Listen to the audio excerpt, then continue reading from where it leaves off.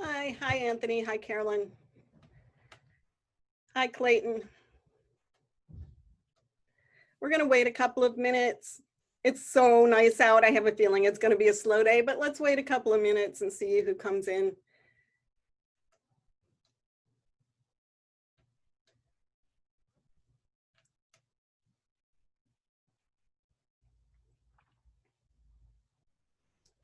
Hi Melissa. I think it's Melissa. Get my book.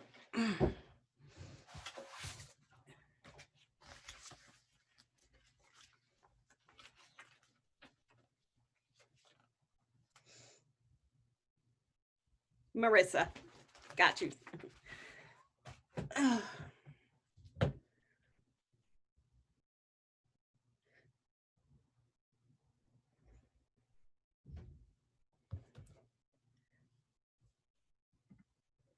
Okay, I just opened the chat. It is a nice day out. It's so nice. I was just out driving around to do some errands and stuff, but there's so much, I don't know what it is. I'm in New Bedford, but road rage and people stressed out in the store. I'm not sure what's going on. I think it's just, well, I mean, it is a stressful time. People are just tired of COVID and not having election results, and it just feels strange. But the day is beautiful, so it's good to get out and get a walk.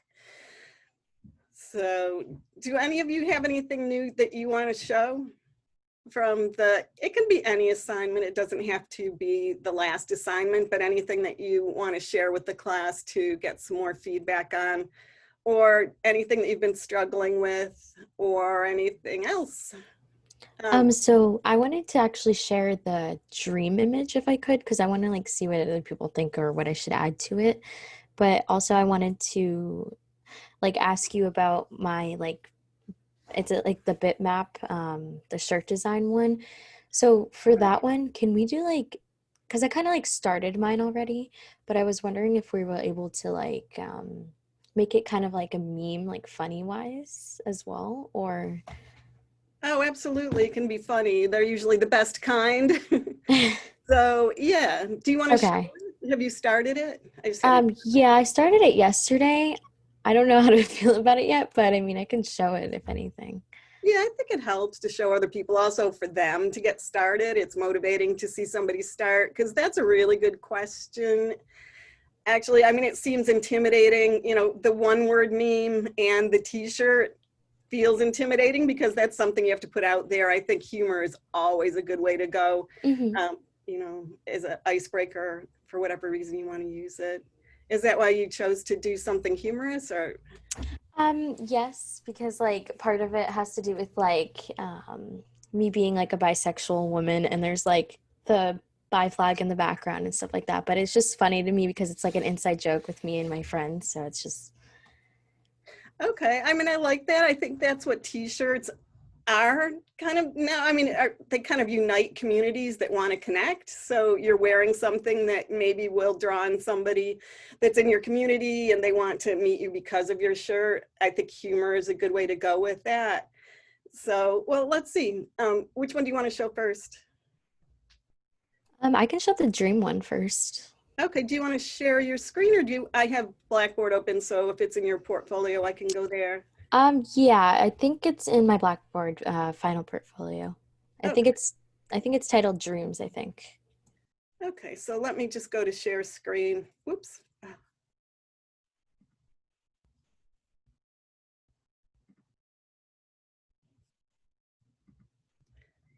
Okay, so I have the final portfolios open already.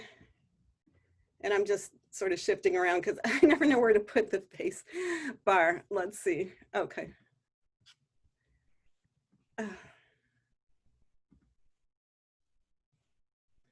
Okay, so which one is the sure, or you want to do the dreams first?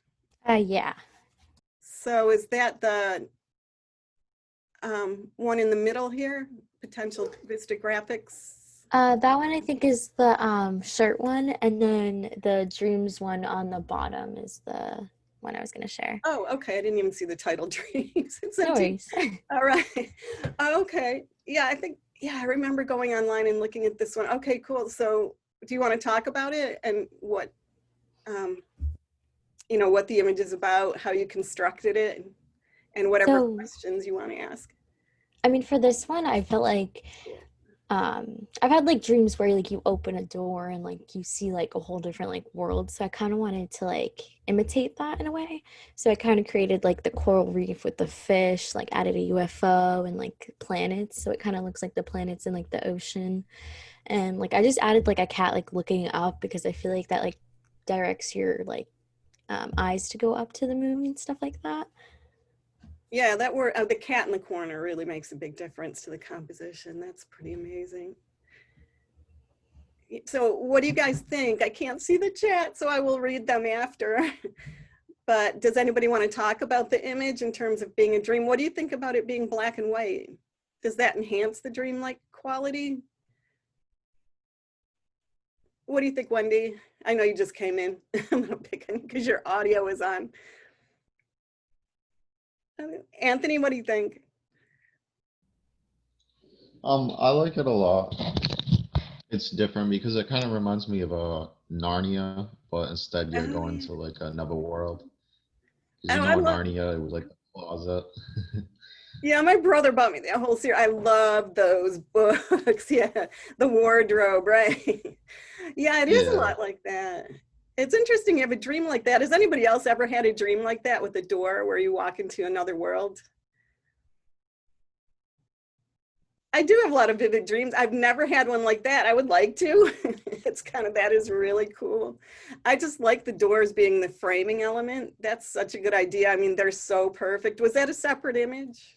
Yeah, so I originally had to like get a separate image of the doors, but then I had to like kind of fit the picture of like the ocean behind it, which you can probably see on the edges. I kind of like tried my best to like fit it in, but I tried.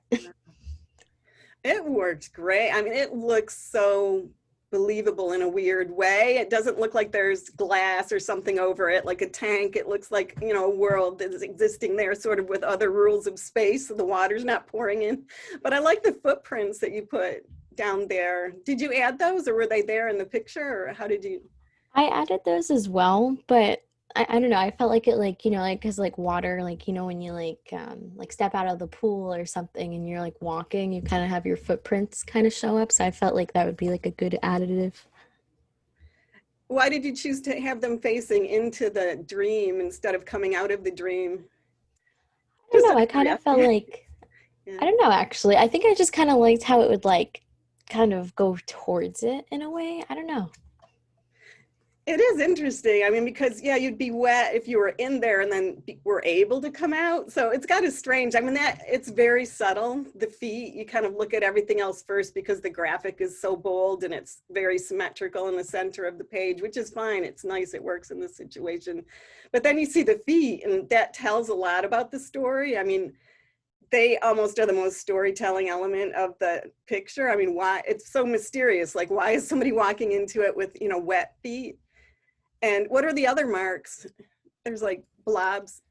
I It's wanted so to cool. actually make those lighter, like the feet, but it was like a little like paint splatter brush. So I kind of wanted just to like put that like little like splash of water, but I think it's too dark. So I should probably go back and like lighten it up, I think. Yeah, I mean, it could be seaweed or something, but yeah, if it's water, it would be read more as water if it was lighter. But I like that the feet are going in. I mean, that's not a judgment. It just makes you read it differently. It looks like somebody, was in there and wanted to go back in from the outside because their feet are already wet and now they're going back in. So it's interesting. Little things like that. When they might be design elements still reflect on the story and people will read something into it. So that's the only point I wanted to make. I love the cat. I mean, at what point did you add the cat to the image? So I added that I think like probably like second to last because like I was trying to find like either like something that would be like in a house normally. So I was like, oh, like an animal, like a dog or a cat. And then I found this one that was like actually looking up. So it kind of actually fit in with the photo because it's looking right at the moon. So it kind of gives it direction. Yeah, I think that was a really good call. I mean, what you just said about it being, makes it more homey, because the doors are very crisp. I mean, it could be any place. It might not necessarily be a home, but the cat brings it to a home space. So that's really nice. But that black and white in the corner, that sort of, that's the first place I look, is kind of the cat. But then I think that's why I pay so much attention to the footprints, because the cat's and the white door behind it's so contrasty. It's your focal point, which is in a nice place in the bottom third of the image. And then the feet lead you right in. You see them right away. They lead you into the door, which is really nice. But I think that's why they carry a lot of emphasis in the story. But I mean, I just like everything floating. I mean, it's really, you did a great job merging them together. They look believable. It's a strange world where physics doesn't apply, and you have the moon up there, and the water that's not coming through the door, and the UFO in underwater, but still looking like it's in the sky. So it's just, that's a great play on all of that. Thank you. Very dreamlike, very surreal, because it's black and white. Have you seen any old surrealist movies or films? We're going to look at some, because they have this feeling. Filmmakers were working with physical collaging strips of film together, and usually working in black and white. So right away, for anybody that's seen those, this is a reference, the black and white, to the surrealism movement, because they didn't have access to color film. But it just feels like almost a film still from something that's going to go on and be animated, or it could be a sequence, but really, really beautiful to look at. Is it high resolution or 300 dots print, or what is it kind of? I think it might be high resolution, but I can go back and change it too if you need to. Yeah, I mean, I think, no, it's fine for this, because you would probably want to print it out. If you did want to use it, maybe for, the animation project we're going to do, you could use it, and that it might need to be lower resolution, but save that original high resolution one, because it's so crisp. You can get a really nice print from this, and do a photo series from it, or present this as a print image, and it's just really beautiful to look at. So great job. Thank you. I like that you kept the black and white. I think that there's so much potential in black and white, and color can be distracting. I mean, color could look good in this, but the purity of that is really beautiful. It just takes you to another time. Yeah. So do you want to show, let me go get your, I'm going to close this one. And is this one that the potential Vista graphics for, oh, okay, that's your t-shirt. Yeah, this is like the humorous one, I guess. Okay. Oh my God. Okay. It looks great. So yeah, it's cool. So what were you thinking when you put it together? So basically I wanted to like show that, because I'm like in the LGBTQ community, so I wanted to have the bi flag in the background. But me and my friends all like love Garfield. Like there's a joke, like a inside joke with all of us. So I wanted to kind of like represent that in a way. So and then I created like a drop shadows, and like added like, make sure it was like more vibrant, but I think I want to make like this more vibrant, not so faded looking. Which part of it? Like the like his body, I guess, and like the grass seems to be a little faded looking, and I kind of want to make it more like vibrant, so I might play with the saturation a little bit. Yeah, I mean, the only thing technically I would say, the H and the A, it looks good here, and it's going to look good on a screen. When it goes to print, they have a much more limited, even though they're doing direct printing, the inks limit the amount of colors, because they mix to get your colors instead of you're not looking at individual pixels. So they have to average the pixels down. So I'm thinking that H especially would probably blend into the background as a print. Okay, so like make it like maybe like brighter, I guess. Yeah, anything that will just sort of separate it from that background color. It's so close to the background color that it's probably not going to read on the t-shirt. I'm just guessing. It may, but it's not going to read as well as it does on the screen. So I would separate that out. The other one should be fine. I mean, you might want to brighten up the A, or not do that in black, because that might also, it depends on, it's hard to tell if, we're not getting previews. They will send you sample previews if you're doing a line of shirts, but have time to do that. So I'm just guessing from, looking at it, what's not going to read in the print, but yeah, the rest of it will look great on a shirt. And normal I would say it's the remixing thing. Garfield is copyrighted. Yes, it's a logo. But in this situation where you're doing a shirt that connects to your friends in a particular community that you want to appeal to, and that's an inside joke, I think it's fine to use a copyrighted. Okay. Because those things are important to us. I mean, they're part of our culture. They're part of what we share. I mean, all those different, whatever character it is. So I think for the shirt, yeah, that's fine. And it looks Okay. good. Did you add, the hat wasn't part of Garfield, you added that? Yeah. So yeah, you're putting it into a new context. Yeah, any suggestions? Okay, and it may be in the chat again, but the only other thing is, I mean, I think it'll print fine. Do you have Illustrator as a program on your computer? I do have Illustrator, but I'm not really like too like familiar with it, I guess. So I'm like a little confused with it. Yeah, we're not going to use it because not everybody has it, but I'm just thought today, just to discuss again, the importance of vector versus bitmap graphics, we'll look at a quick demonstration of what you could do if you have Illustrator with a logo. So if you look in like some of these areas, these look really crisp. They don't look bitmapped at all, but Garfield's legs, like here in the fur, which would be fine if you printed. I mean, it looks like it came from, a print and has been transferred to the graphic. But just as an example, in Illustrator, you could sharpen up those lines if you convert this to a vector and then export it again. So I'll use something that's similar or a color image and then do that. It's real easy if you already have the program. So you might try it with this. Yeah, I think I might. Yeah, I mean, you lose color information a little bit. You can lose the edges of things. If it does that, then just go back and this one will be fine to print.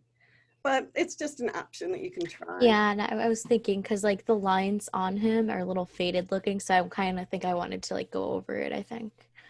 Yeah, I mean, if Illustrator doesn't work for you, you can just go over it with the pen, or you could even, maybe try the contrast tool or threshold in Photoshop simplifies the palette. That might work. Okay. So yeah, try that filter too. It's under adjustments. But that's the only part that, I would just, change the H and the A, tweak those so they stand out from the background on a few more color levels, and then you can see what you can do. There's always multiple ways to get things to work differently, like to sharpen up these lines depending on the image. So any other suggestions? Okay, I think it looks great so far. It's really fun. It's going to print so well on a shirt, these colors especially. I like the bold background, the flag. I think it looks really good. So I'm excited to see it. So yeah, just let me know when you have it back up there. I'm going to start collecting these, try to finish these by next week, just because it's going to take probably 2 days to have them printed. And then, the post office is weird now, so I don't know how long it'll take for them to get to me, and then I need to get them to you. So it's not dire if you don't get your shirt by the end of the semester, but it would be fun if we had them. But make sure you do submit your image. So does anybody else have an image you want to look at while we're here in Blackboard that you want to share off of the final portfolios? Do you have anything, Wendy? Were you able to get your computer worked out? Anthony, do you have any new images you want to show? Okay. All right, I'm going to stop the screen share for a sec, just so we can read the comments. Okay, so from Anthony, it says you could maybe change the stripes on Garfield to the LBGTQ flag colors. That's a thought. I mean, is that something you would consider? I mean, I could play around with it. Maybe if I like after class when we learn like Illustrator or your example, maybe I could like play around with it. Yeah, see what, you try filling them with brighter, I'm thinking brighter colors, even the black, if the other one's brighter, and then there's the one black letter that's kind of going to have a lot of emphasis on it as opposed to the other letters. So maybe go all bright. But yeah, play around with it and, you know, submit a few versions. We can talk about it next class too. You know, so we can kind of see your design process. It's always interesting. So Liliana, do you have anything you want to show on Blackboard or to share your screen? Okay. Well, let's do the Illustrator thing and then we'll come back to that. Okay, not currently. Okay. All right, Wendy, you want to share something?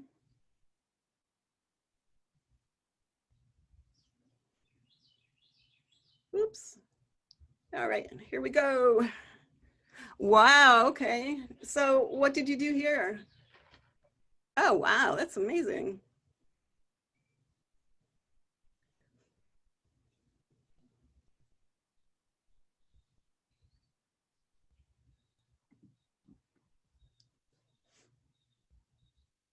Okay, for some reason I'm not able to hear you. I don't know why that is.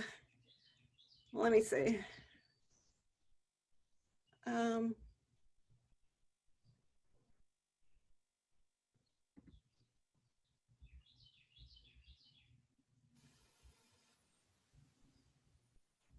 Okay, yeah, I can't hear you. Can anybody else hear Wendy or not hear Wendy?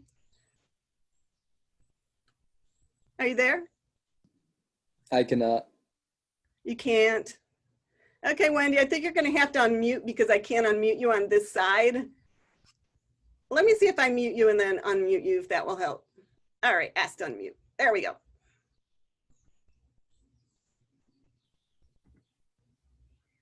Okay, can you hear us? Zoom, it's like crazy. But I love, this image is so beautiful. That is just amazing. I wanna hear how you did it. You could type. So what do you guys think? Why don't you type in something in the chat? Here, let me go to share and see if he's got it in his, by some chance in the final portfolio.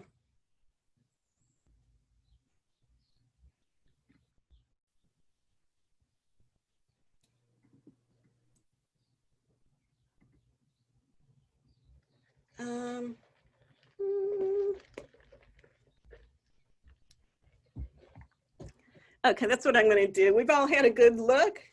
So I'm gonna zoom in a bit. Well, I can't, he's sharing his screen.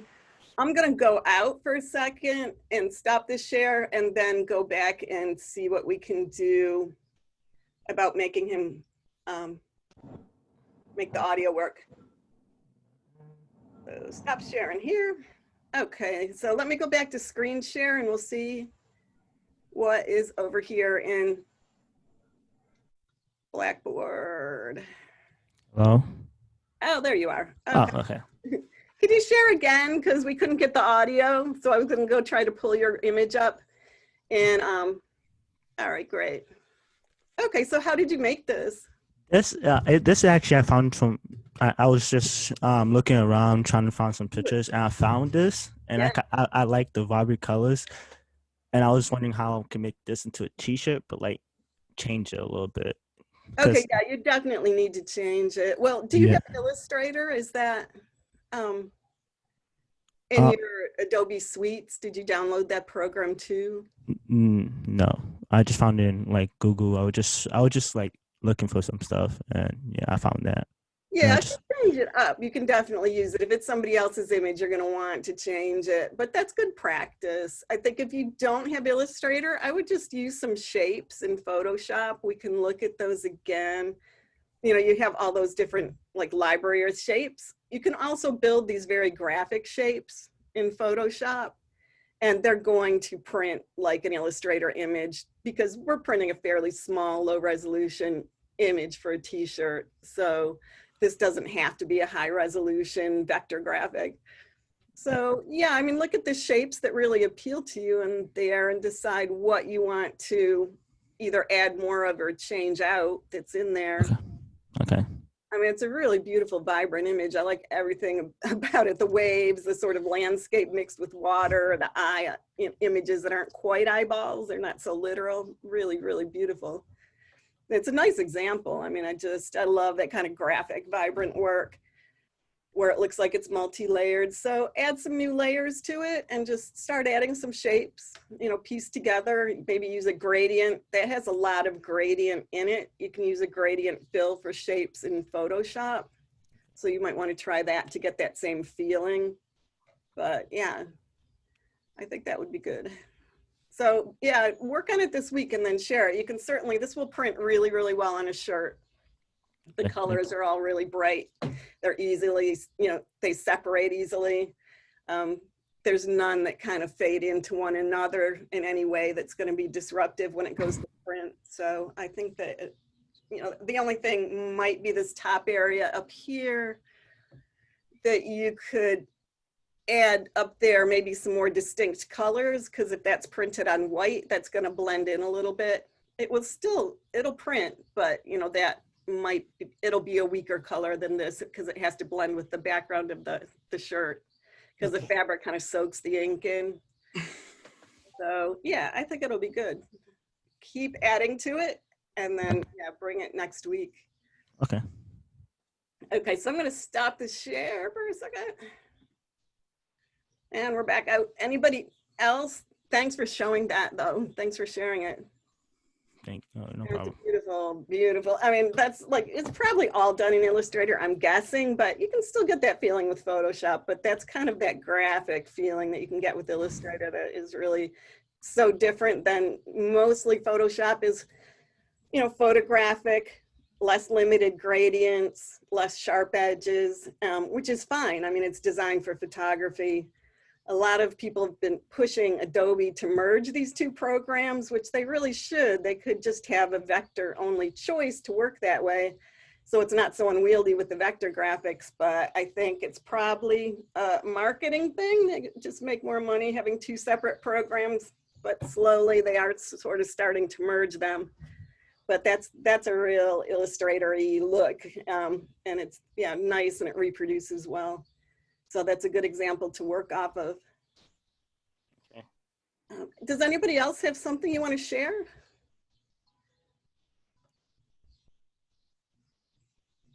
Okay, Clayton, how are you doing? Do you have anything you want to share? Or Caroline?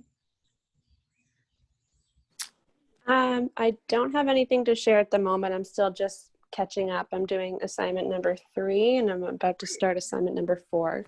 Oh, good. Oh, yeah, you're definitely catching up. And you can merge number, is it 6? You can merge the one-word meme assignment with the t-shirt assignment if you'd like. You can use that one-word or two-word meme for your shirt. So that will help too. And then you'll be just about caught up. Okay, thank you.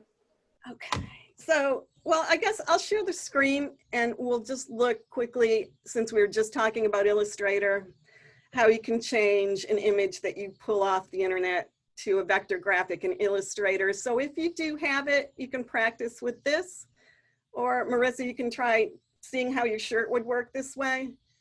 If you don't have Illustrator, don't worry about it, but I just wanted to go over that difference once more between vector and bitmap graphics, because if you go on and take graphic design classes, you'll confront that again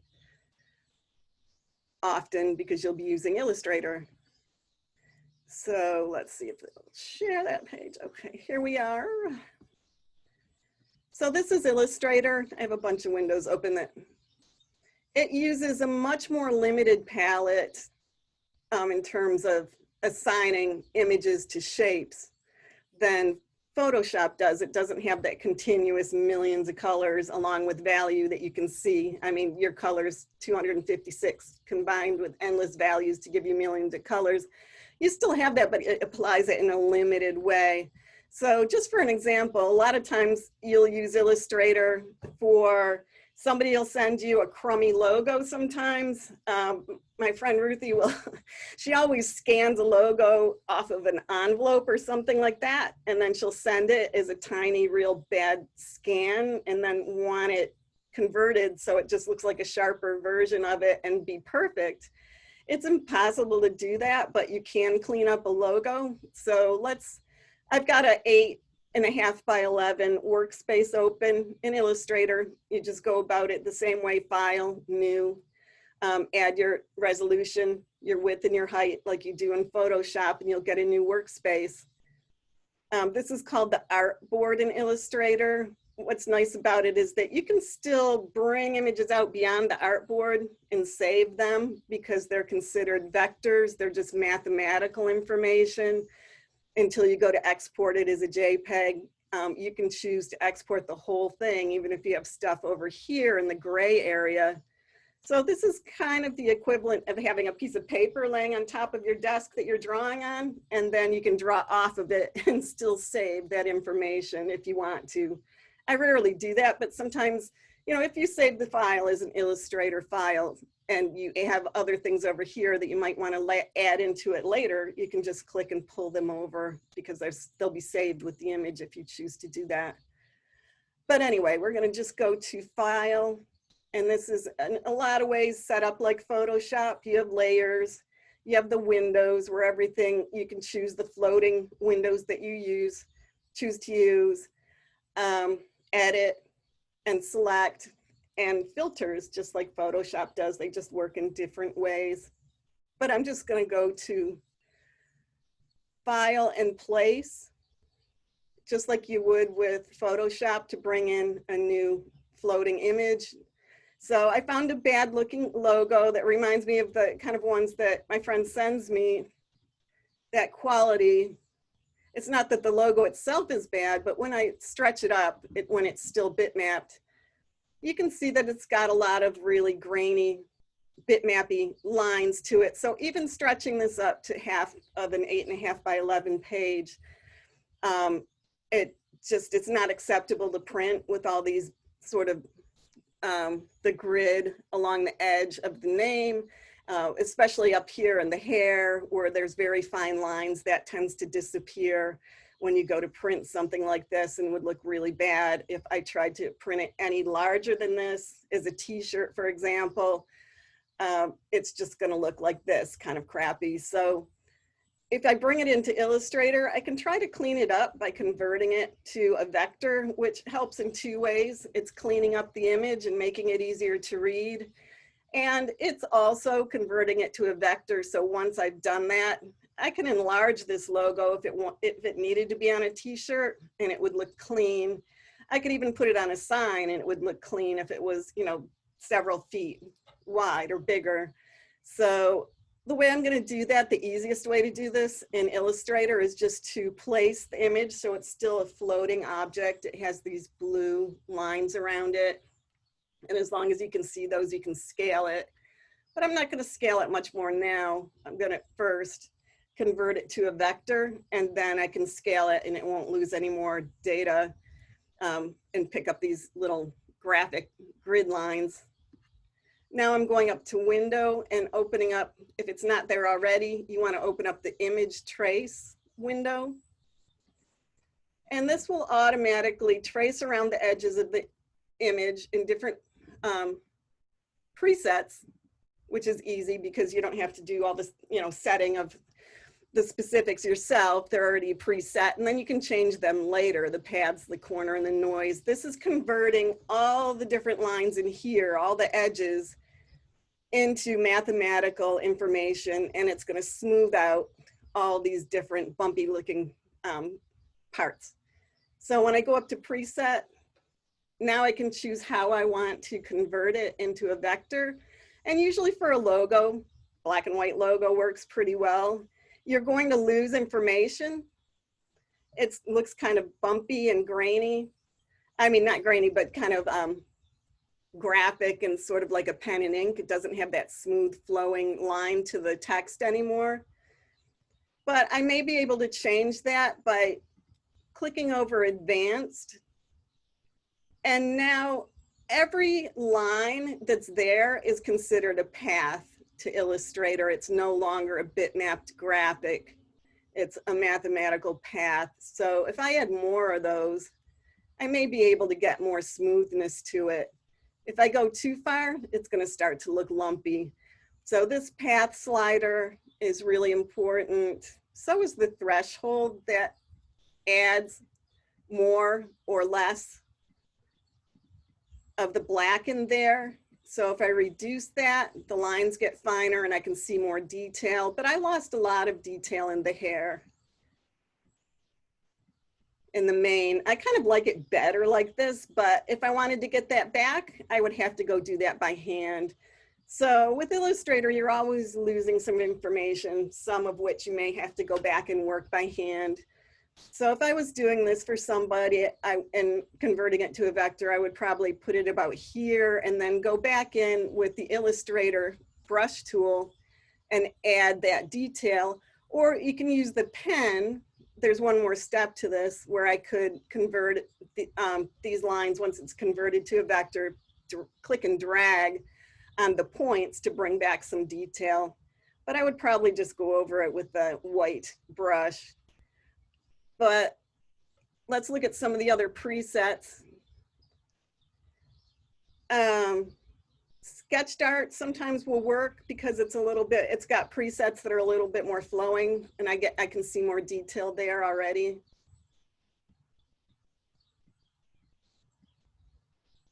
But then the text gets a little thin.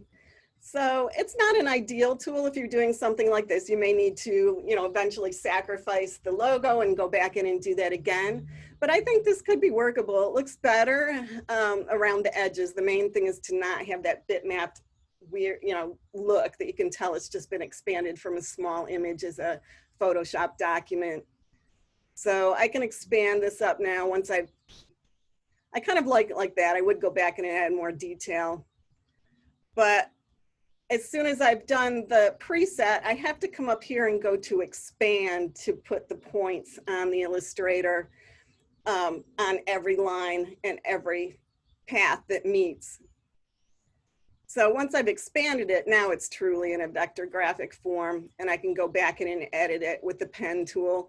And also when I enlarge it now, instead of getting grainier and grainier and grainier, I can make it a huge image and it's still going to maintain that edge quality and print with a nice smooth edge. And that's what you're going for.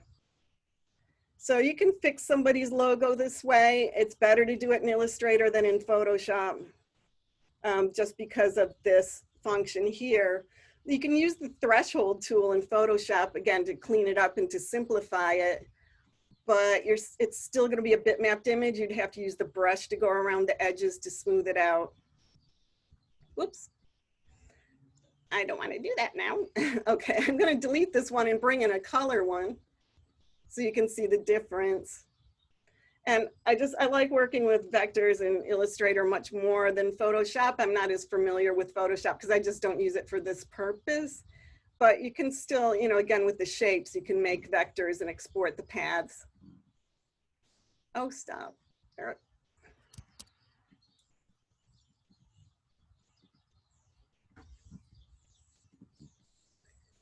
Okay.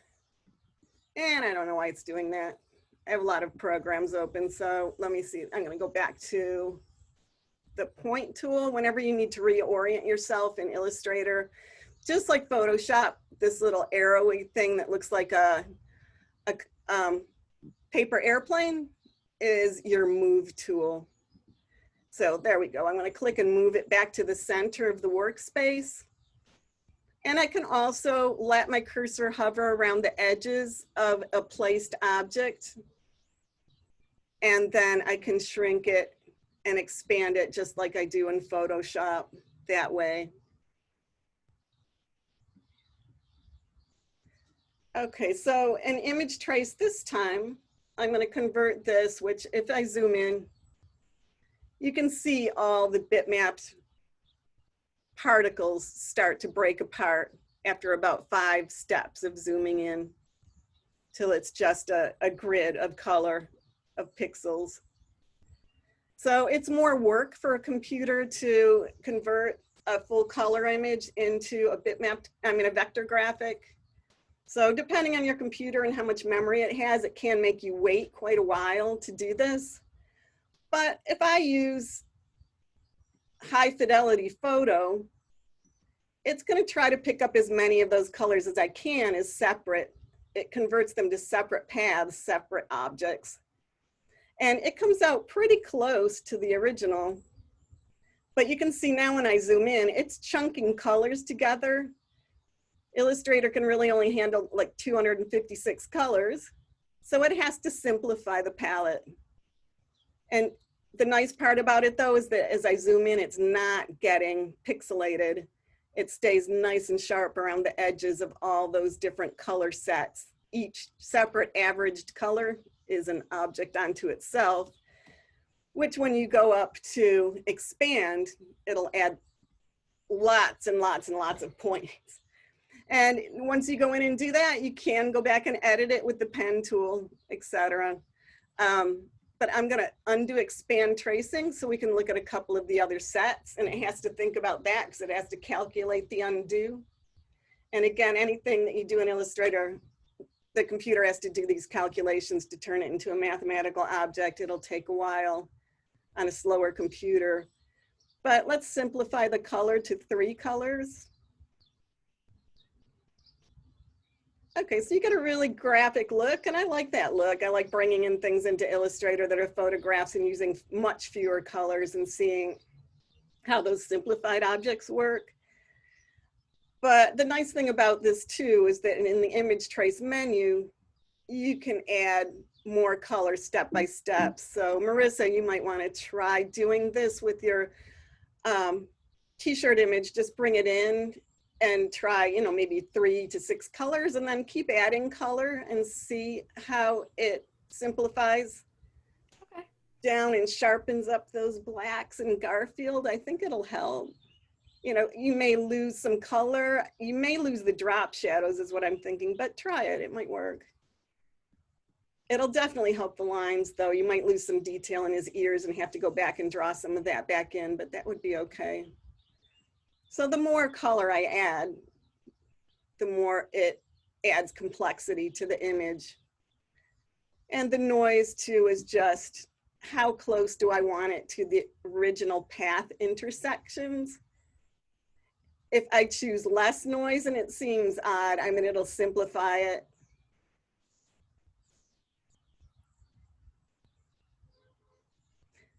Actually, it's more noise smooths it out.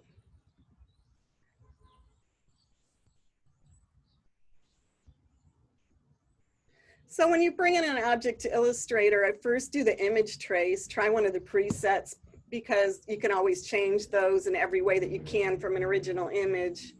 With the advanced menu, that usually doesn't show up when you first open up the image trace. You have to click over advanced to get that. But now that I've traced this as a color image, I can go in and do everything I could do if I had just drawn this all from scratch by tweaking the paths, making them truer to the original paths by putting this on high. The corners doesn't change it as much. It changes how the corners of each path intersects. And unless it's a very graphic object, you're not going to see a lot of change there, but that can help make the colors or the lines that you've got in there a little bit more accurate. And then the noise adds, and it goes the opposite way that I think than it seems like it should be. More noise will smooth out edges. It's looking at less of the detail, and less noise will make it look more like the original, less graphic. A little bit more complex and kind of jumpy. And then you can also choose ignore white under options. It'll work for most images. If you've got white surrounding something like this, it'll just drop it out. When you go to export it, that's going to come out as a transparent background. If you wanted to bring this back into Photoshop and place it now into your layer stack and use it as a more graphic image like this, which is something, you know, you'll be doing anyway in Photoshop with the threshold tool. But if you click ignore white, and that's especially good for logos that you have to put on something else, it'll come up with, drop out the white and come out as a transparency. So just like Photoshop, when you want to go to save something here, you want to save 2 files. First, go to save as. A working file is going to be AI for Adobe Illustrator rather than PSD for Photoshop document. And I'm just going to give it a name and leave the AI there, .ai. and save it out onto the desktop and leave the format as Adobe Illustrator. You can add layers, and I like working with layers. Some people don't like working with layers in Illustrator. I find it easier, but because all the objects are separate objects that you can pull around, it's not as necessary, but your layers will stay intact this way. So I'm saving it. And then it's going to ask me some questions. I usually just leave the defaults on here. You don't have to use compression, but these are usually much bigger file sizes. If you want to have it stay pristine quality, I would uncheck that.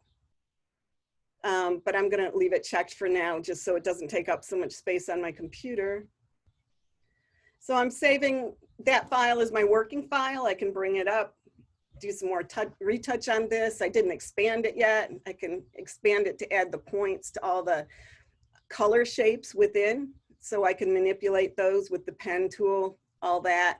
Then I can go back and just click save again, and it'll remember that. Now it's an expanded file. So that's your working file, just like your Photoshop document. In Illustrator, if you want to get a JPEG image now that you can bring into Photoshop more easily as a layer placed, you have to go to export, and that's in the middle of the file menu, and then export as. And this is important if you have any stuff off to the side here that you practice sketches or other images that you've brought in and placed and just pulled off the workspace. If you don't want those in there, you need to click use artboards, and it'll crop right around the white workspace area.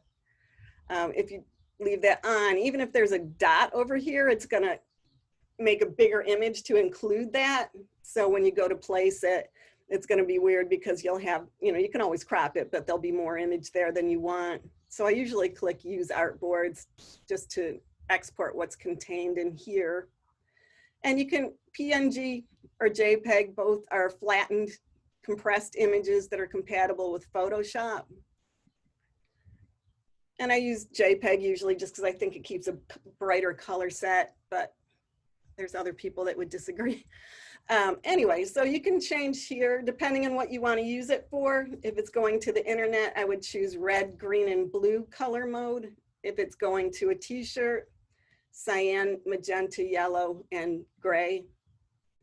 And then put it up at top quality. And also you can change the resolution here. Unlike Photoshop, if your resolution is not set until you go to export it. So I'm going to make it high quality, 300 pixels per inch. Anti-aliasing is just the smooth edges. How smooth do you want them?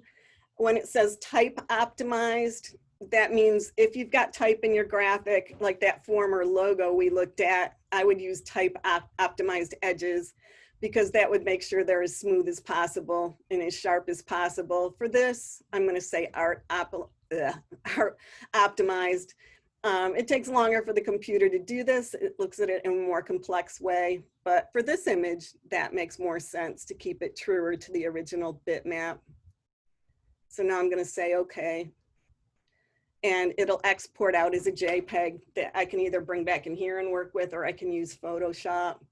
And that's what you would send to the printer. So if you try this and you really like it, Marissa, and it works for your t-shirt, make sure you go to export as, so you can upload that to the export as JPEG to the Vistaprint site, or that, so that I can.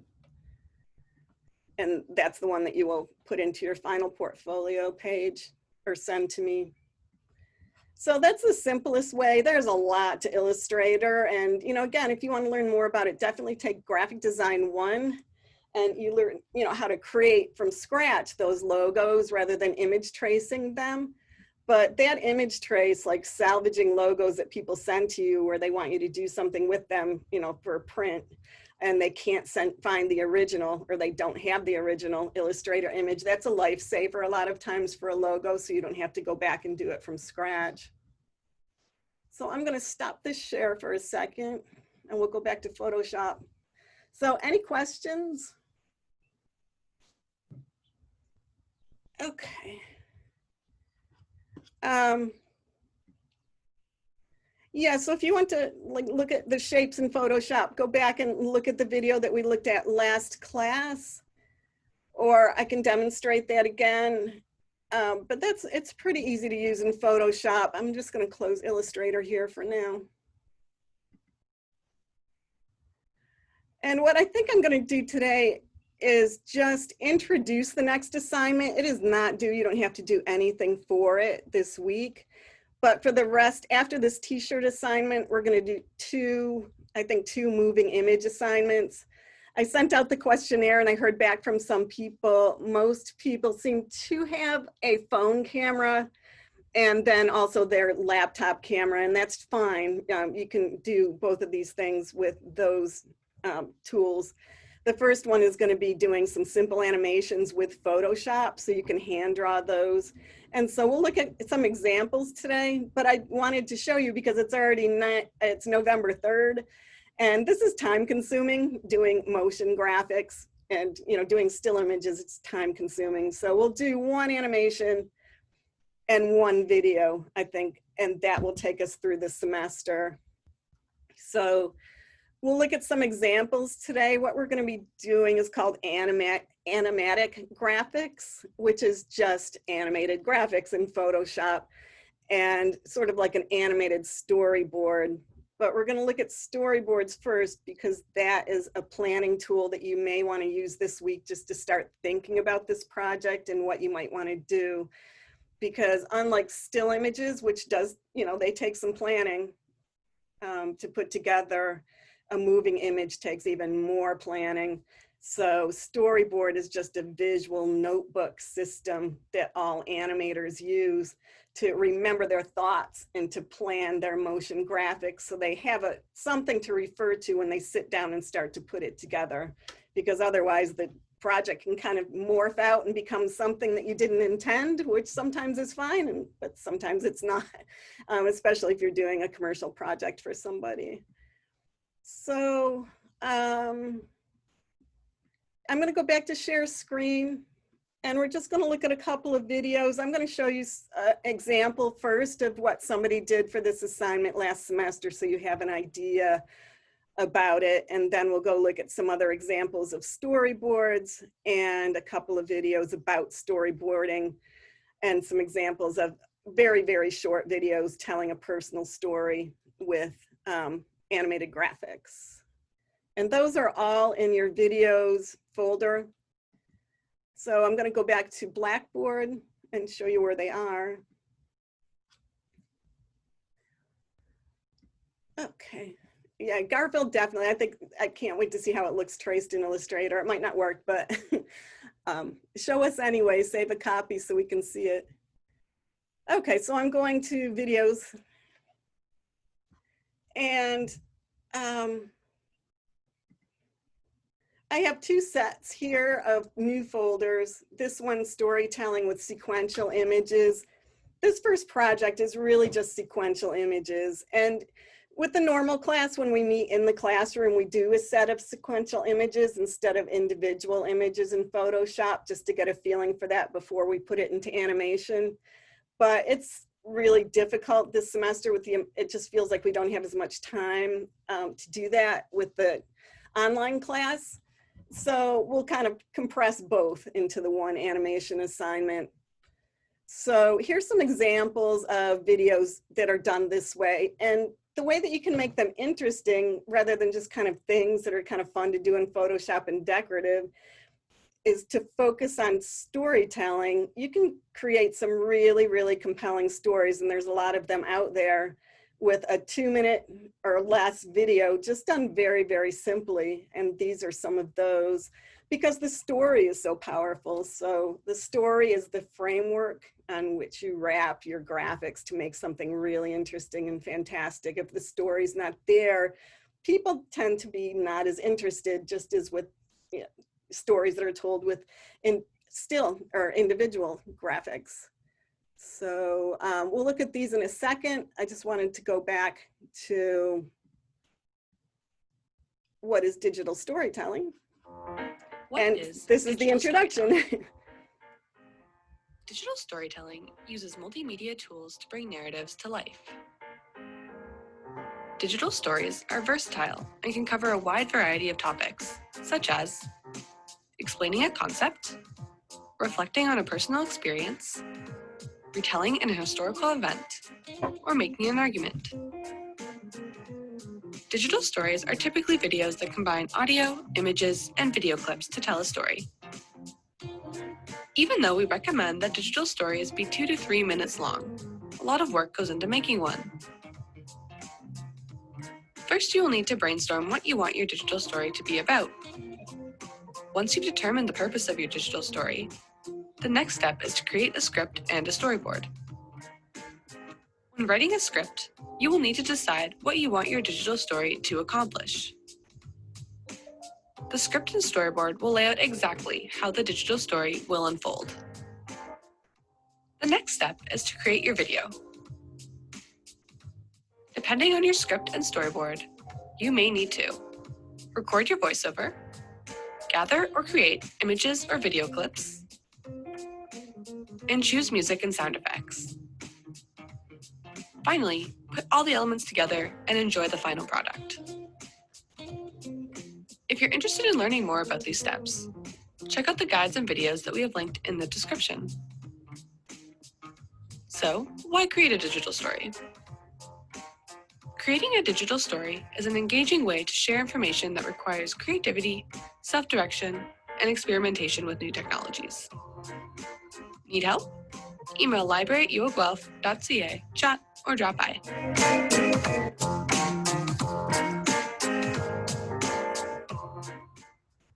Okay, that's pretty basic, but just as an introduction, a lot of people use it. Storytelling is used in advertising extensively because stories engage people and create a personal connection with any product that's being sold. And artists now have sort of adopted that idea of branding, which was only used in business terms, but artists are a business, whether you're a designer or, quote, fine artist. So that's become also a compelling sort of marketing idea for artists too, is to put your personal story out, maybe on Instagram in particular, to engage people in your artwork. So they're more likely to want to see more of it or to show your work in their gallery or to purchase it. So let's see.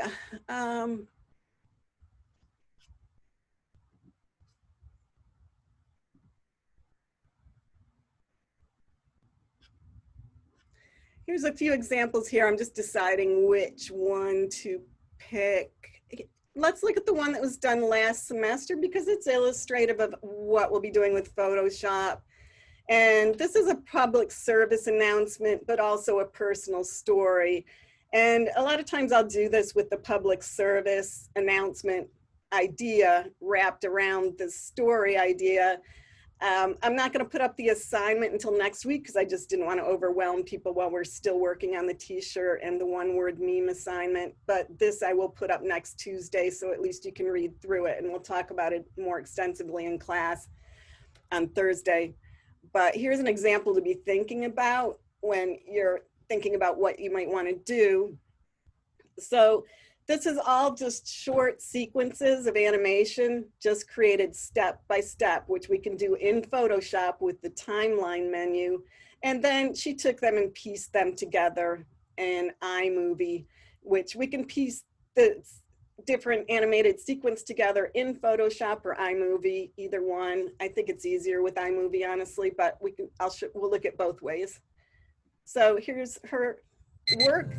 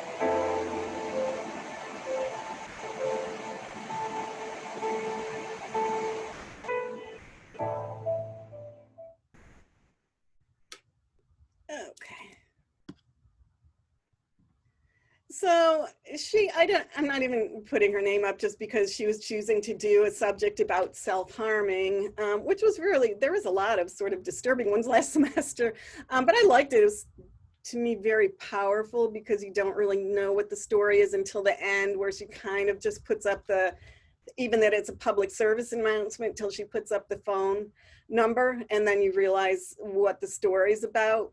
But it's done so simply, but it's a character that really has personality. Just in that short, I think it's only 1.5 minutes long video, you start to connect, or I do, to that character. I want to follow her through to see what happens next.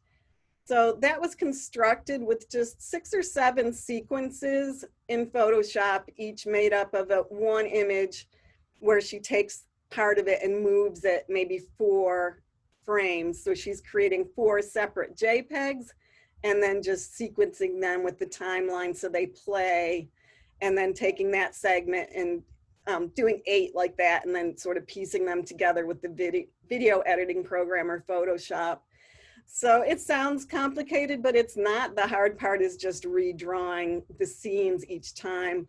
But that was done nicely. It was just colored nicely. It's kind of a trendy look to it. You see a lot of professional commercials done that way, because I think advertisers have realized that that hand-drawn look really makes something personal that connects people to stories, which is what they want. So I think that she did a really excellent job with that. And we'll look at some more examples. But I think first I'm going to go to the readings, just so to not be confusing about this project. You're going to plan it with a storyboard. And what that was in that last video was she just liked the way her storyboard looked. So she took the storyboard pieces, and that was the inspiration for each of the frames that sequences she worked on. So I have a link in readings for storyboard examples, and it's just an idea board where you're drawing out each frame of what action will happen in your motion sequential graphic. And it's a notebook for yourself. How do you want to compose the character in each frame? What do you want that person to be saying if there's audio? If there's just music, what do you want the music to be like, and where does it connect with the images?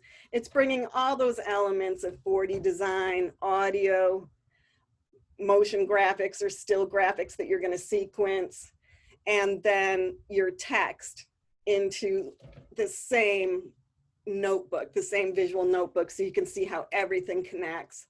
And this one's kind of looks like it was generated. There's a lot of commercial storyboard editors out there, so you don't have to draw everything by hand if you don't want to. And this looks like one of those. But the styles that I like tend to be the real sketchy ones. That one's kind of small. That's from The Lion King.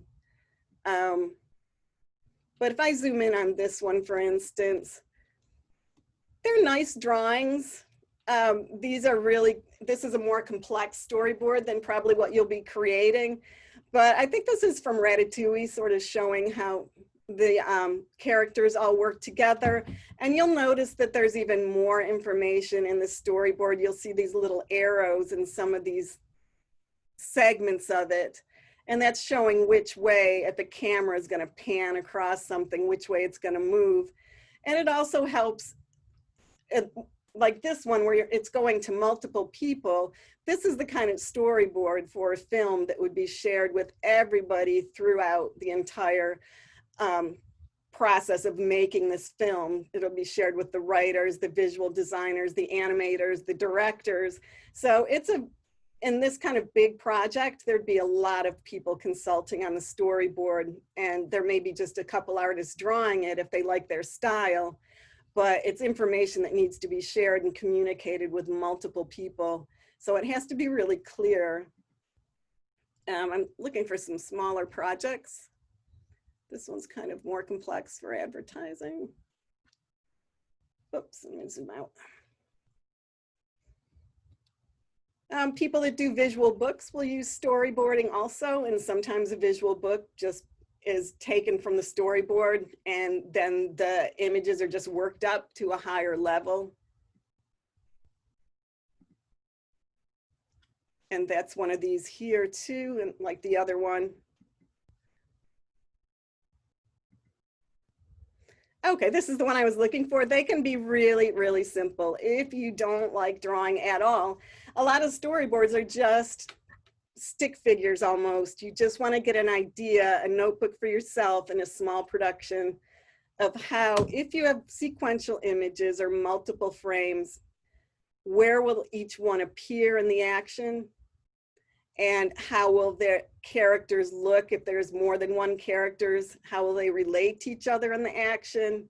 What else might be there in the screen? And how will the whole story flow across a period of time?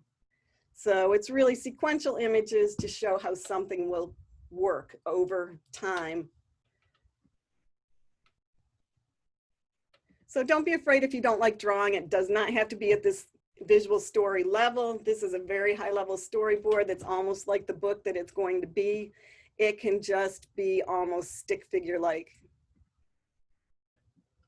That one's more complex and really nice. And of course, if you like drawing, like the student that did the other, you know, that can become the animation, your storyboard that she drew became the basis for the video or the animation. And here's an example of one of those storyboard apps that are out there. Storyboard this. You can try it if you want to. It'll allow you to save out a sequence of images in storyboard form. It has these sort of elaborate backgrounds. You can pick whether you want a city or a country scene, and it has all these characters, and you can turn them one way or another. You can even change their expressions. So that's becoming really popular, and it looked like one of those that we just looked at was done with something like this. So you're welcome to sign up for this. They're going to try to get you to do the paid version. You don't have to. Just go in and try to create a storyboard. It directs you through it step by step and just see what happens, see how that's different from doing a hand-drawn storyboard as a way to plan out a story. To me, this is less personal because somebody's drawn these. So these characters look the way they want them to. Those backgrounds have a feeling to them that may not be particular to your story. So there's going to be some of the creator of this app in your storyboard. So in a way, I just prefer the hand-drawn sketches, even if they're very simple. But it's an interesting thing to try, and a lot of companies are employing those. Just if you're doing a lot of advertisements and need to get the sequencing out quick, that's a way to do it. But you can just do a simple storyboard like this to plan your video, and then when you create your animated video, you're just going to be creating JPEGs in Photoshop. You can use photos, you can hand draw them. You're going to manipulate a sequence of JPEGs, starting with one, change it a little bit, change it a little bit, change it a little bit, etc., and then save that out as a moving video. And then you'll go do another one of those and then string them together. And we'll have the demonstration for that next week. But just be thinking about what you might want to do. And if you've got some ideas for a 1 to 2 minute video based on a personal story of your own, and that's going to be what the assignment is, you can start sketching it out in storyboard format before the class, or at least be thinking about it. So now I'm going to go back to videos and we'll just look at a couple more so you can get a better idea. Let me close all these before we do that.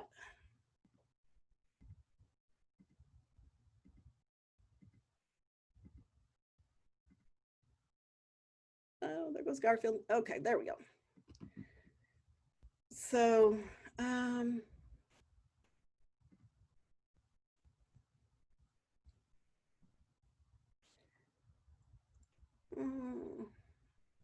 let's look at StoryCorps is an interesting, I put the link to their website here. It's a nonprofit organization that collects stories from Americans. Their goal is to create an archive of American life, kind of artistic, sociological, based on personal stories. And some of them, they use animation. And they're all just 1 or 2 minute stories, but I think they're really good examples about how to write. There's always writing that comes into creating anything that has motion over time, like a short video or an animatic that we're going to be doing. So the sharper and the more focused the story is, the better it's going to be. So we'll look at a couple. One of them's not animated and one of them is animated, about how these creators have just chosen to hone right in on a simple story, something that's very specific, that grabs the viewer's interest, grabs the audience's interest, but then it's got wider implications. So you can sort of extrapolate from it, you know, a much wider view of a particular situation in life. So I thought this one was particularly well done. Okay.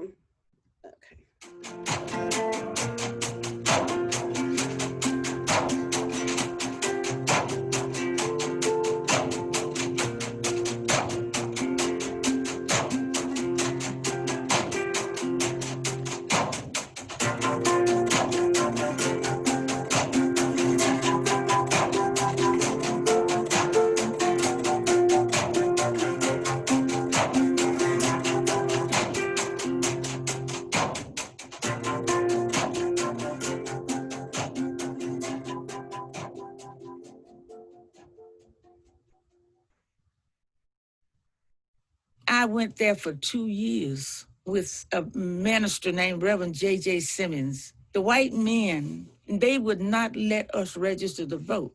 They would sit there, they had tables, and they would be playing dominoes. I didn't even know how to play dominoes. But do you know I learned to play standing there watching them?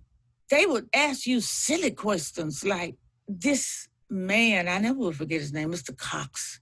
He was chair of the board of registrars. He asked me, how many black jelly beans in a jar? How many red ones in there? And I told him, you don't know how many jelly beans. He told me to shut my black mouth. Shut up.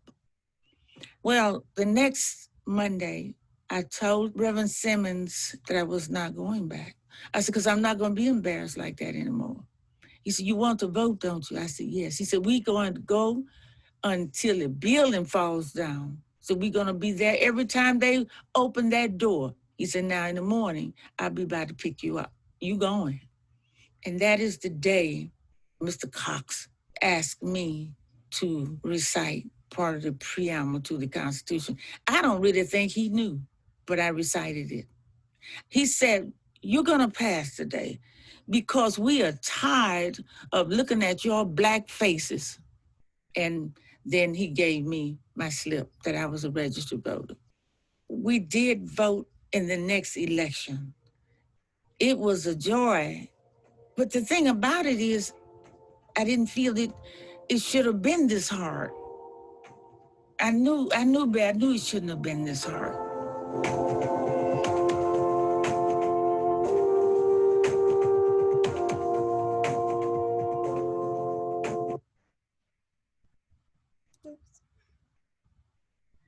Okay, I like that one. That's such a focused story. It's also historic information. And if you think about it, how would you put a story that's about history or something that happened that wasn't videoed, that, you know, you don't have any archived information or images to use together? You know, it's either finding still photos and then doing a voice over it to make the story, historical photos, or do an animation. And to me, this works really well as an animation because you can exaggerate the characters that are in it, you know, the nasty man at the voting office, and, you know, make them really, you know, literally what they were. It's got more, a different kind of emotional impact. There are some very nice documentary videos about historical things, you know, with still images. We'll look at Ken Burns as somebody that did that. They have emotional impact, but it's different. I think animated video can take something that's really difficult to hear and to look at and somehow make it not humorous, but just more palatable, but at the same time more connecting in a human way. So I think that this one was a great animated story, but the focus of it, it's very short. It's just 2.5 minutes, almost, well, it's about 3 minutes. And you can see how many people had to work on it to do something that's that complexly animated for 3 minutes. It's got a lot of credits for people that are working on it. But the story itself is very simple, very focused, and that makes it all the more powerful. So we'll look at another one like that. And this is somebody talking. It's not animated. And for the second video project we're gonna do, you're not gonna be using animation, it'll be direct video. But I do like this story is very, very focused. It's about a wider ranging experience of being in the military, but that could end up being sort of rambling and, you know, get boring to an audience that doesn't know about that. But in this case, they've honed in on one situation, one interesting thing that has humor to it, but has a lot of impact and sort of summarizes an entire experience in the military. And that's called synecdoche. I can't even say the word synecdoche when you use a smaller story to illustrate a bigger event. And I think I may have linked the wrong one to that. So I don't know if I can find him. Let me see if I go back to the main one. If not, we'll look at it next week because it's a really good one. Let's see.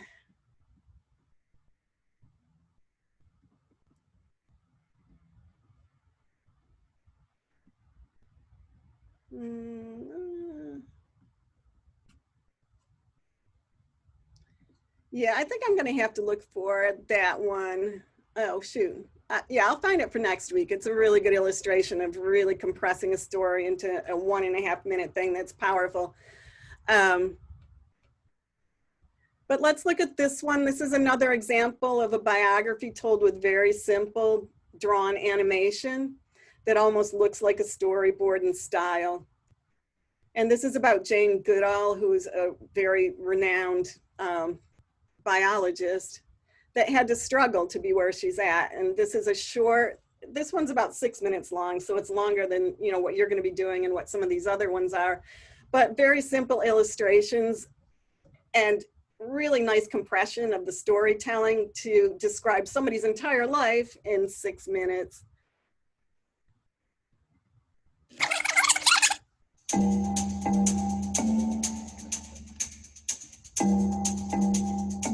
Well, now, I know you do wonderful chimp calls. Well, I'm going to do the greeting. That's the kind of sound you'd hear if you went to Gombe and you climbed up onto the ridge in the morning. And if you're lucky, you hear the chimpanzee who's calling out saying, "Here I am, it's a wonderful day, where are you?" And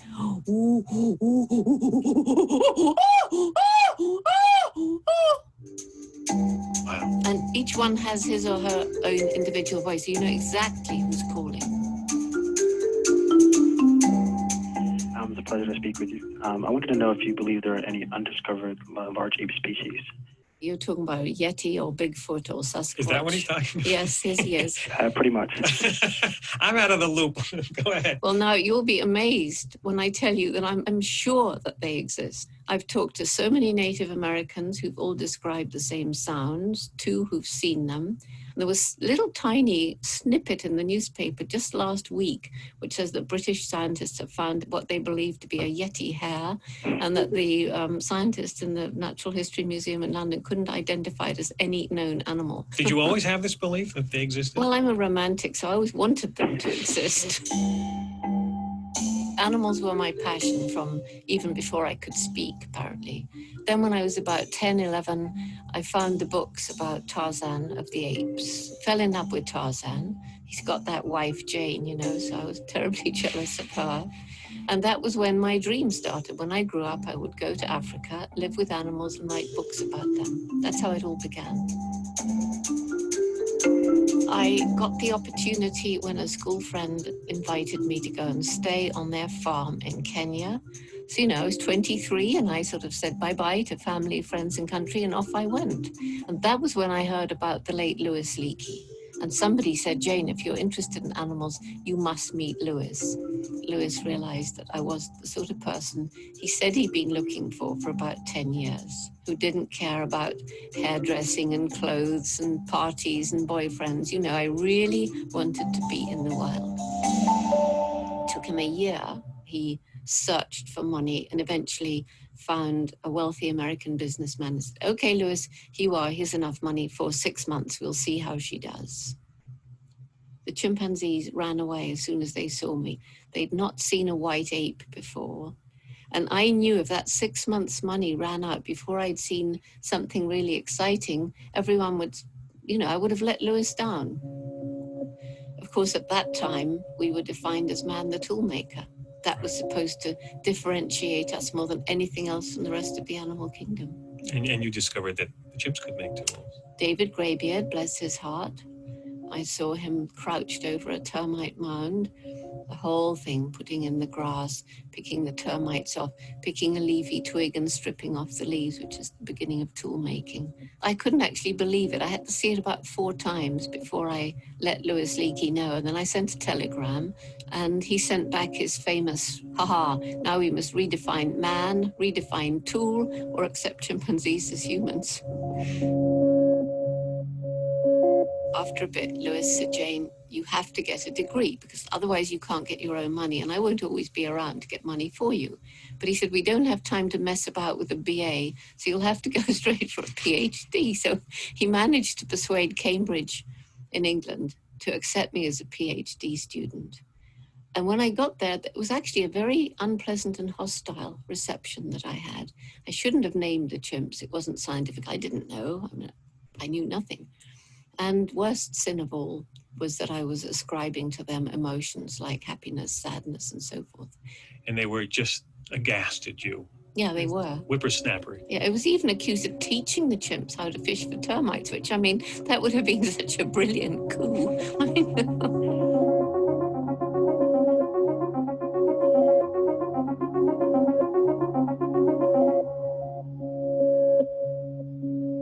We have a little more wisdom from Jane Goodall coming up, but first we'd like to thank our sponsors.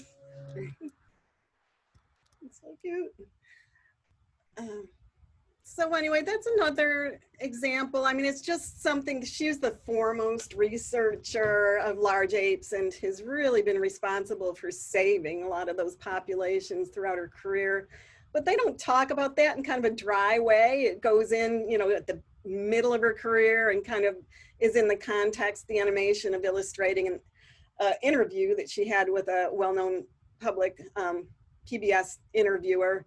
But you can kind of get a feeling for her entire life in a much more entertaining, interesting way when you have to read what's between each of those animated sequences. So they're not saying it in a sequential, sort of putting it all in your face. She did this when she's this age and this when she's this age. It's just a bunch of short stories in the midst of that one short story, which is really her whole career in 5 minutes. But it tells you a lot, about her importance to that area of study, how she really had to do battle with male academics to be treated seriously, especially at that time she was coming up, and the ultimate importance of her career and her life. But also with a lot of humor at the beginning with the Yeti. So that humor also helps to carry that story and make it watchable. So I think that one's a really nice one. And let's see.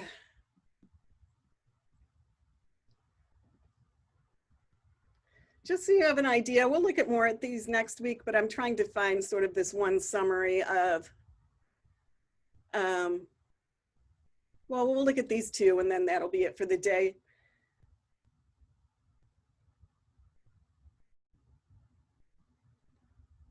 Let's look at this one first, I think.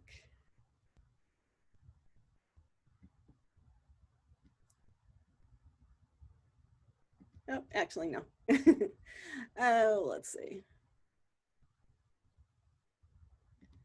Yeah, let's look at Nemo. Most people have seen Finding Nemo, so I hope this one comes up. It's just kind of slow coming up through this website. But this is also an example of how to put together a compelling story, which, it's fairly simple, but there was huge emotional connection. I'm Kristen with Lester, it. story artist here at Pixar. Today we're going to talk about story structure, the way we organize and tell our stories. But before we begin, have you guys heard the joke about the mushroom that goes to the discotheque? A mushroom walks into a discotheque, and he walks up to a lady and he asks her to dance. She says, "Ah, gross, no, you're a mushroom." So he walks up to another lady and asks her to dance. "Ma'am, not interested." Lady after lady after lady. Rejected, rejected, rejected. Nobody wants to dance with him.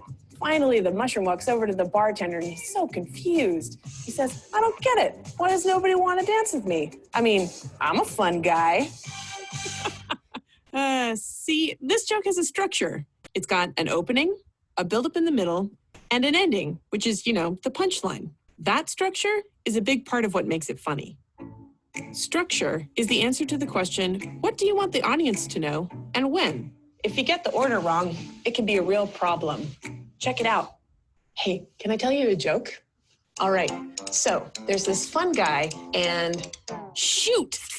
I messed up the opening. Okay. Hey, can I tell you a joke? All right, so there's a mushroom who walks into a discotheque, and then there's a bartender there. Ah, darn it. I messed up the middle. Hey, can I tell you a joke? All right, so there's a mushroom who walks into a discotheque, and there's a bunch of ladies on the dance floor. He asks them to dance, and they say yes. Dang, without conflict, joke over. See, structure is important. Just as structure is a big part of telling a funny joke, it's also essential to making a movie that has the emotional impact you want on your audience. Shh, this is a great example. Nemo! In earlier versions of Finding Nemo, the structure of the story was very different than the final film. The director wanted to interweave scenes of Nemo's parents' lives before they had kids as flashbacks throughout the whole movie. So you would see them meet, Hello. fall in love, and eventually move into their house at the drop-off in little scenes throughout the film. Oh, honey, it's beautiful. The main story of Marlin and Nemo and their journey was pretty much exactly the way it is now. But with the flashback structure, it wasn't until the end of the film that you would find out that Marlin's wife, Coral, Look out! and all of her eggs were killed by a barracuda. When they showed the movie with this structure, they had one big problem. The audiences, well, they didn't like Marlin. Looking at their story structure, the team realized that in this version of the film, the audience didn't find out why Marlin was acting this way towards his son until the movie was almost over. So they decided to re-edit the movie and remove almost all of the flashbacks, leaving only the scenes where Coral and Marlin's home is attacked by the barracuda, killing Coral and all of her eggs, except for Nemo. They moved these scenes to the beginning of the movie. I promise I will never let anything happen to you. This change in the story structure changed the audience feelings about Marlin a lot. They knew right from the beginning how much Marlin had lost and how brave it was for him to go after Nemo, and they loved him for it.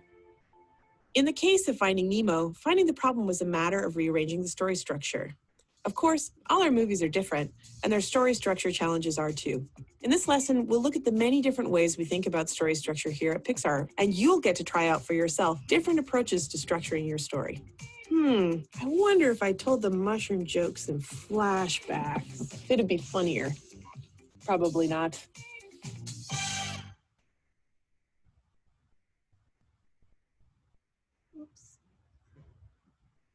Okay, so that's really just an illustration of why we are going to be doing storyboards, because as you can see, I mean, with Nemo, which is a massive production, and they have all their storyboards up on against the wall with the team working on them. You're just doing the same thing on a smaller scale.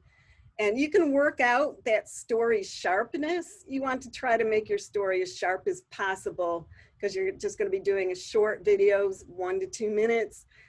In that compressed time, how can you arrange the different elements of your story so it's as sharp as possible to gain your viewers' interest, to connect to your characters, and to care about it enough to watch it through? Because even 2 minutes of watching for somebody that doesn't care about the elements of the story is too long. So that's what the storyboard is about. And I like that example because it shows that you can arrange it completely. If it's on however you choose to draw it, you can draw it on pages of a notebook, multiple images on one page. Some people like to use a different page for each section of the storyboard. When you've got it on separate pages like that, you can rearrange it and see how the story plays out in different ways. In case of Nemo, they took the end of the story and put it at the beginning, and that greatly improved the movie. The same with the Jane Goodall short that we just watched. They started not with her youngest life and sort of going through it in a straightforward sequential way. They took just an interesting humorous story towards the middle of her career that came up, and then sort of jumped around to different places in her life to make that more interesting. So that's what the storyboard is about, just to get you thinking about different ways your story can be told. And so I'm just showing that this week, so that's something you can keep in your mind, because we're going to be doing that next week. But that's something you can start also just thinking about doing, because once we get into the animation in the short video, you know, we'll have to produce them fairly quickly. So let me stop the share here. And so for next week, please, if you want your shirts printed, try to finish that assignment up and either email me the JPEG that you want to go out or put it in your portfolio, but let me know that it's there so I can get it and get everything gathered together to send out in one order for Vistaprint that I can submit to Kathy for, you know, your lab fees to pay for that, and then get those shirts back to you. So try to finish those up. You can even skip another assignment if you want the printed shirt, you know, do that first and then come back to any of the other assignments that you're trying to catch up with. So I think that that will be it for this week. You've got those to work on. Be thinking about your storyboard idea. There's a lot more videos that I have in your videos folders if you want to look at them as short story video examples. But again, we'll look at more in class. So any questions before we wind up? Okay, so thanks for sharing your work. Everybody that shared, Marissa, thank you. Wendy, thank you. And I look forward to seeing your work next week. And anything in the meantime that comes up, just email me, and we'll be doing the optional class on Tuesday if you need help with anything. Remember to check in with that. And have a great weekend. Have a good weekend. Thank you. Bye. Bye, Marissa. Bye. Bye, Clayton. Bye, Wendy. Bye.